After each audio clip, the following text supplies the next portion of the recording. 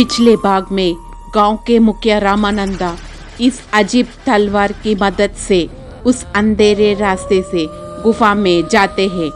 ठीक उसी समय एक भयानक व्यक्ति उनके सामने आ खड़ी हुई। उसके चारों ओर विशाल टीले, कंकाल और शव से भरी हुई है। हालांकि उन्होंने अपनी आंखें बंद कर ली और इस पर कोई ध्यान दिए बिना कुछ मंत्र पढ़ रहा था। ओम क्रीम धरणीपुरम संरक्षिणी, ओम क्रीम धरणीपुर रक्षकी करके वो विचित्र व्यक्ति ने कुछ मंत्र पढ़ रहा था। यह देखकर गांव के मुखिया रामानंदा बहुत खुश हुआ और सीधे उसके पास गया और इसे बोला, अय्या स्वामी उठो, एक बार अपनी आंख खोलो। मैं धरणीपुरम से हूँ, मैं आपका वंशज हूँ। बस अपनी आंख को खोलो और हमारी मदद करो। धरणीपुरम के सभी लोग बहुत भयानक स्थिति में हैं। हर कोई अपनी जान हथेली पर लेकर जीता है। मेरे पिता को भी एक राक्षस ने सांप दिया था और उन्हें बंदी बना लिया था।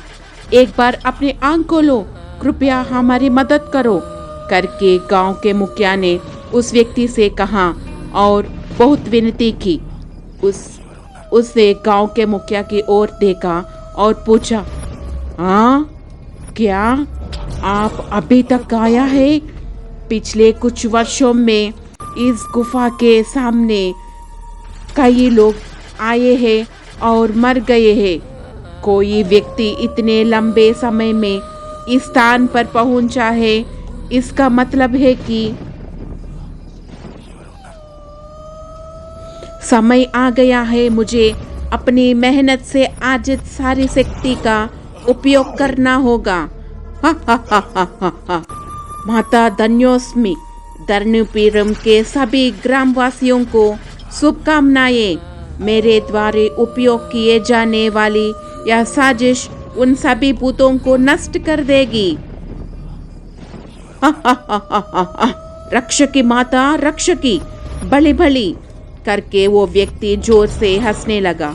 ये बात सुनकर रामानंदा, हाँ वास्तव में आपका वंशज हूँ, मेरी सहायता करो। गांव के साथ साथ मेरे परिवार भी खतरे में है, कृपया मदद करो। मुझे नहीं पता कि इस भूत का हमारे गांव और मेरे परिवार से क्या लेना देना है। हमने कोई गलत काम नहीं किया है और किसी की कोई नुकसान नहीं पहुंचाया है। हमें बताइए कि यह भूत हमारे परिवार को क्यों नुकसान पहुंचा रहा है और हमारे गांव के लोगों को भी प्रताड़ित कर रहा है करके गांव के मुखिया ने बोला। उस आदमी से पूछा और वो आदमी यह कहा, मैं तुम्हें बताऊंगा कि तुम्हारे गांव, तुम्हारे परिवार और इस भूत के बीच में क्या संबंध है। कुछ वर्षों पहले तुम्हारे पिता इसी जंगल पथ से गुजर रहे थे। वही एक जादूगर चिचिका कई सालों से बुरी शक्तियों को आवाहन करने के लिए प्रयास कर रहा था। अपनी सारी शक्तियों एक महिला में लगाने के लिए बहुत कोशिश करने थे। तभी तुम्हारे पिता उस ओर गए। वो मांत्रिक वहाँ जो भी गुप्त पूजा कर रहा था, उसे देखकर वह बहुत डर गया और किसी भी तरह उसे इस गांव से बाहर निकालना चाहता था। इसलिए वह गांव से कुछ लोगों को लाया और वो मांत्रिक को खूब पीटा। इसके अलावा वह महिला को दूसरे जादूगर के पास भी ले जाया गया और उसके शरीर में डाली गई सभी बुरी शक्तियों को अन्यत्र सीमित कर दिया गया। तभी से वह मांत्रिक आपके पिता और गांव के लोगों से बदला लेने के लिए गांव के बीच बीच आकर इस प्रकार चिल्लाने लगा, धरणीपुरम के लोगों, मैं तुम्हें नहीं छोड़ूंगा। मैं कुछ वर्षों में बुरी शक्ति को आवाहन करके कोशिश कर रहा हूँ, मगर आप लोग मुझे उस शक्ति से वंचित कर दिया। इसलिए आप सभी लोगों का अंत देखे बिना मैं तुम्हें नहीं छोड़ूंगा। भली भली धरणीपुरम भली करके जोर से चिल्लाने लगा। ये बात सुनकर तुम्हारे पिता और गांव के सभी लोगों ने उसे एक पेड़ से बांध दिया। उसकी बहुत पिटाई की, उसे एक बोरे में बांध दिया और गांव के बाहर फेंक दिया। ऐसे वह कई दिनों तक वह बोरे में कैद रहा, भूख रहा और मर गया। उसकी आत्मा भूत बन गई। उसने सारी शक्तियों को अपने शरीर में समाहित कर ली। तब से इस गांव में बुरी आत्माओं का प्रवेश होने लगा। कुछ दिनों के बाद वो क्षुद्रपूज करने वाली महिला को भी मृत्यु हो गई। इसके बाद आपके पिता ने एक तांत्रिक की सहायता से उनके शरीर और आत्मा को गांव के अंत में एक बरगद के पेड़ के नीचे दफना दिया। उस दफनाने के बाद वो तांत्रिक ने उससे कहा है कि वहाँ प्रतिदिन एक स्त्री की बलि दे। तब से इस गांव से लोगों के साथ साथ आपके पिता भी उस रिवाज करने लगे। इसके अलावा उन्होंने हमें आटे से गुड़िया बनने के लिए कहा ताकि पिशाच गांव में प्रवेश न कर सके। जैसे कि जादूगर ने कहा था, आपके पिता हर दिन एक आटा की गुड़िया बनाते थे और उसे गांव के अंत में मौत की टीले पर रखते थे। फिर आत्मा ने आटे से बनी गुड़ियाओं में प्रवेश करके महिला का शरीर लेकर बरगद के पेड़ के पीछे चली जाती थी। ऐसे मांत्रिक ने कहा कि ऐसे करने से आत्मा ने शांत मिलेगी।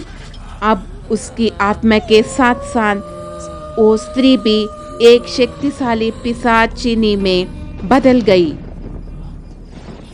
अब वह भूत गांव में घुस गया है। एक रहस्य है जो आप नहीं जानते। अब मैं उसे आपको दिखाने जा रहा हूँ। देखो। ओम क्रीम माया दर्शिनी, ओम क्रीम माया स्पर्शिनी। जब उसने ऐसे कहा तो उसने दिखाया कि वहाँ पिशाच के हाथ में गांव के मुखिया का पत्नी प्रेमोदा को बंदी बना लिया गया था। गांव के मुखिया रामानंद ने जब देखा तो बहुत डर गया और ऐसे कहने लगा, हाँ, अरे जल्दी से इस भूत को भगाओ और मेरे पत्नी को साथ साथ गांव के लोगों को बचाना चाहिए। उस राक्षस को जिंदा नहीं रहने देने चाहिए। मुझे बताओ जल्दी क्या करना है करके गांव के मुखिया रामानंदा ने बहुत परेशान होकर उस आदमी से पूछा। तो वो आदमी ऐसे कहता है, अरे मैं तुमसे कहूँगा, ध्यान से सुनो। वो पिशाचों हमारे गांव छोड़ने के लिए आपकी पत्नी को अपनी जीवन बलिदान करना होगा। जब तक हम ऐसे नहीं करेंगे हम भूतों को गांव से बाहर नहीं निकाल पाएंगे करके उस आदमी ने कहा। उन शब्दों को सुनकर रामानंदा बहुत डर गए और रोने लगा और ऐसे कहा, हाँ, ये क्या है स्वामी? अगर तुम्हें लगता है कि आप कुछ मदद करोगे तो तुम मेरे पत्नी को बलि देना चाहते हो। मैं अपनी जान दे दूंगा लेकिन अपनी पत्नी को नहीं। वह कुछ नहीं जानती, फिर मेरे पत्नी को सजा क्यों दे? अगर कोई और रास्ता है तो मुझे बताइए, हम पर दया करो करके गांव के मुखिया रामानंदा ने कहा। ये बात सुनकर वो व्यक्ति